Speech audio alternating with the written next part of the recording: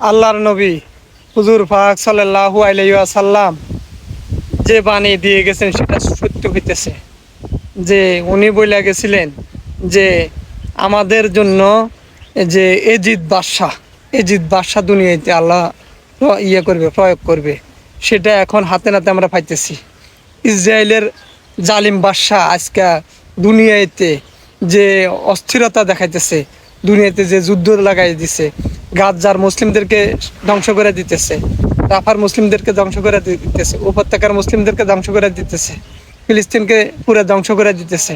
এই জালিম বাদশাকে আল্লাহ তাআলা কবে ধ্বংস করবে আমরা জানি না। আমরা সবাই দোয়া করবো এই জালিম বাদশাহ যেন আমাদের থেকে যে মানে আল্লাহ তাআলা নিস্তার করে, ওনাদের থেকে ফিলিস্তিনদেরকে যেন আল্লাহ তাআলা সাহায্য সহায়তা করে। এই জালিম বাদশার হাত থেকে যেন আল্লাহ তাআলা আমাদেরকে রক্ষা করে। দুনিয়াতে এজিদ বাদশাহ, জালিম বাদশাহ প্রয়োগ হয়ে গেছে। আল্লাহ তাআলা যেন আমাদের সকল মুসলিমদেরকে আল্লাহ তাআলা মাফ করে দেয়। এই জালিম বাদশার থেকে যেন আল্লাহ তাআলা রেহাই পায়, আমাদেরকে যেন রেহাই করে, সে তৌফিক দান করবেন। সবাই দোয়া করবেন ফিলিস্তিনের জন্য।